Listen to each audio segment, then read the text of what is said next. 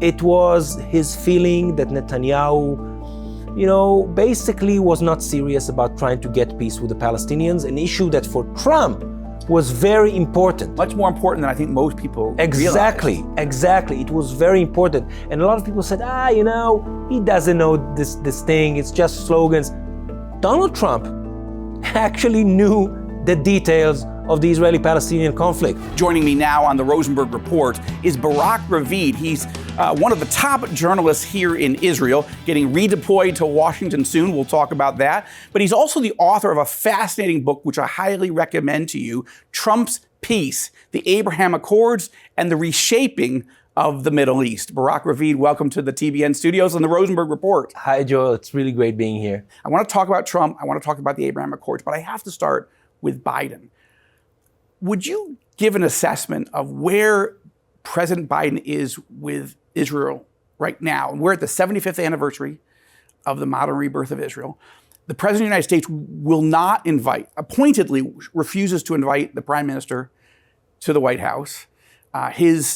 You broke the story about a week ago that his ambassador, Tom Nies, has decided, okay, must speak, enough. He's going home this summer. What is going on with U.S.-Israel relations with Biden and Netanyahu right now? So I think it's, on the one hand, everything you just said is true. There is a problem. And I think the problem is that when Netanyahu came in 4.5 months ago, Biden was really ready to work with him, okay? And he said, you know what, I'm willing to leave behind me, like if there's baggage from the past, no problem, but let's... He had been the bridge, even with the Obama at the worst moments. Exactly. Biden had been the sort of the good cop, and Obama had been the bad cop. Yeah, and he wanted to use this opportunity to say, okay, now Netanyahu and me are going to do history, and especially that the differences on an issue like Iran, that used to be like, this big divider, not there anymore. Israel and the US, when Netanyahu came back to office, Biden and Bibi were pretty close on Iran, or closer than ever. And on the Palestinian issue, it's sort of... Well, let me just...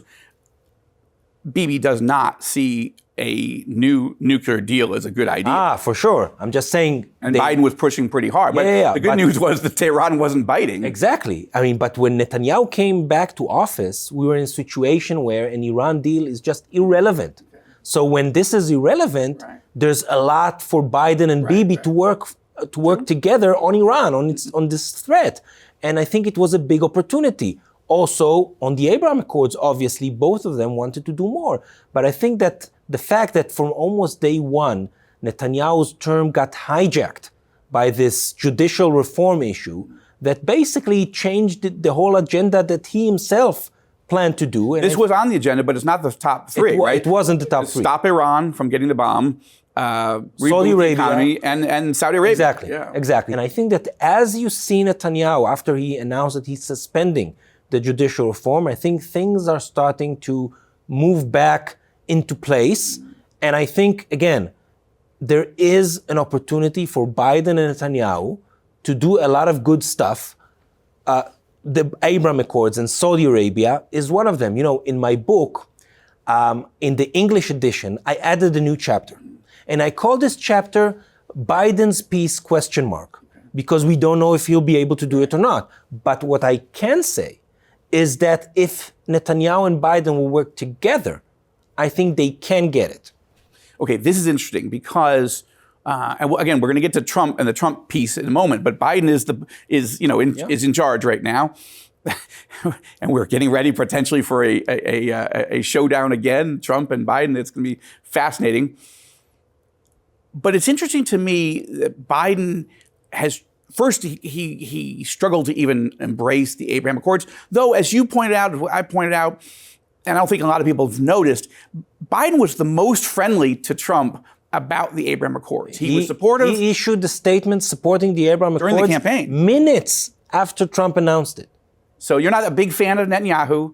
I'm not sure how your view of Trump, but to have an independent journalist say it couldn't have happened without Trump, why do you say it? Because of several reasons. First, because what Trump did, and again, like his policy, dislike his policy, it doesn't matter. Factually, he closed the trust gap that was opened during Obama's presidency between the US and Israel, and between the US and many Arab countries in the region, mainly Saudi Arabia, UAE, others also Egypt. Again, like his policy, just like his policy, factually, he managed to close that gap of trust. And that's a huge factor, because you can't do those deals without trust. You can't ask politicians from another country, from the other side of the world, to make this grand leap. Historic. Yeah.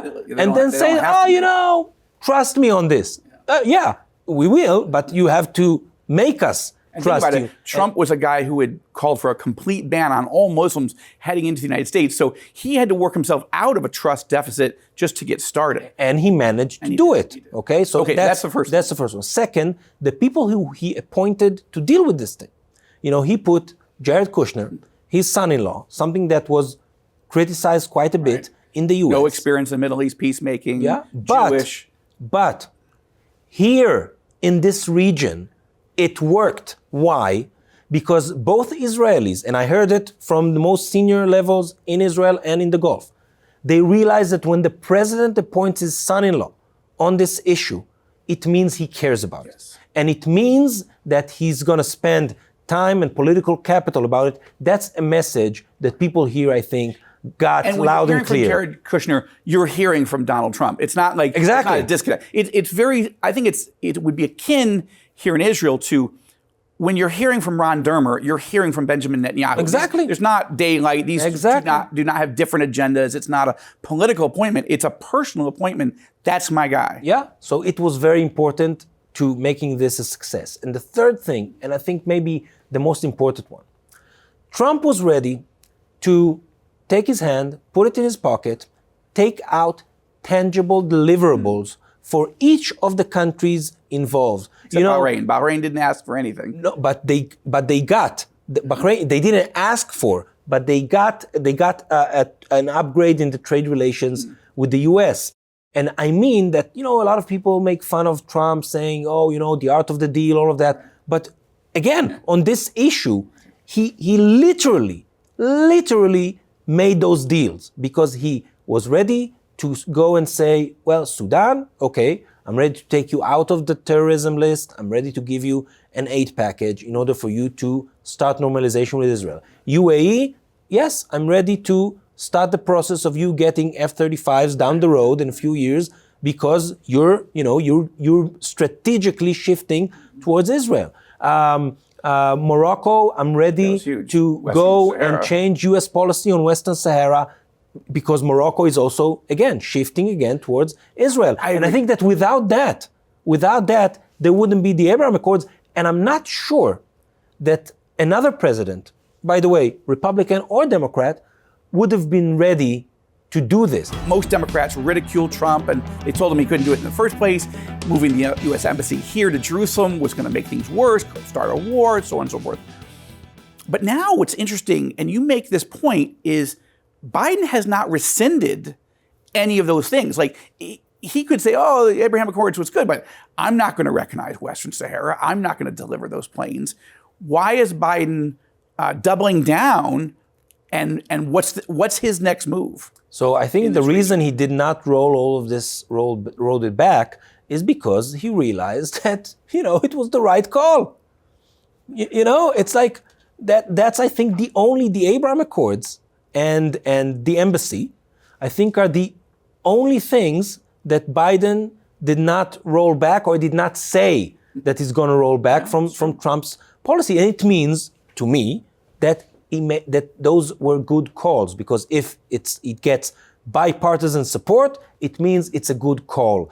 And I think that Biden now, it took time. Unfortunately, I think we lost the first year of Biden was lost. But I think now what we're going to see in the next 6 months, by the end of this year, is a big push by the Biden administration to get a deal between Israel and Saudi Arabia. Last question I have to ask you, although I want to ask you so much more, is when the Hebrew version of Trump's piece came out, it was a huge story because you had 2 exclusive interviews with President Trump to talk about the Abraham Accords. And he revealed something that none of us knew was happening. He said on the record how angry he was at Benjamin Netanyahu. And he said, this is a Christian television network, I'm not going to use the language, but F Bibi. Yeah. Like did you see that coming? Did you plan to ask him? What did you ask him that got that result? Because, and yeah, let's start there. Again, I did not know that this is what he's going to say. Okay, I planned to ask him about his relationship with Netanyahu. Obviously, that's the big thing. Because it seemed like they were very close. Best political allies. So when I asked him that, when the president started talking about it, it wasn't in answering a question. I think he was ready to just, to say a lot of things that were on his chest for a long time. He was planning to say it. He was planning to say it. He was inviting you in order to say it. I think so. And it was a 20-minute long explanation, okay, that I almost did not interrupt, because I think it was clear that he wanted to lay down his case. And he laid down a case against Benjamin Netanyahu that I was shocked, because it obviously the main point was that Netanyahu congratulated Biden. Too early in Trump's mind. In Trump's mind, he thought that Netanyahu was the first one to congratulate. I told him, Mr. President, he wasn't the first one. So he said, well, it was early. It was earlier than the most. Well, I don't know if we can say that. Okay, in any case, that's what he felt. That was what he felt. But it wasn't only about that. Okay, it was his feeling that Netanyahu, basically was not serious about trying to get peace with the Palestinians, an issue that for Trump was very important. Much more important than I think most people realized. Exactly. It was very important. And a lot of people said, he doesn't know this thing. It's just slogans. Donald Trump actually knew the details of the Israeli-Palestinian conflict. I was amazed, because how do I know that? Because he started explaining to me why he thought that annexation of the West Bank was problematic. And I said, I didn't think that he knew all those details. Well, he did. And so that was first thing. Another thing that Donald Trump felt that Netanyahu was using him on the Iranian issue. Meaning, Donald Trump didn't want to get into a war with Iran.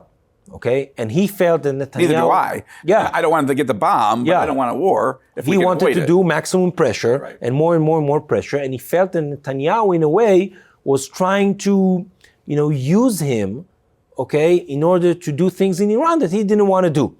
And again, to be honest, I'm not sure that factually this is what happened. I think that around the Soleimani assassination, Trump felt that Netanyahu could have done more to help.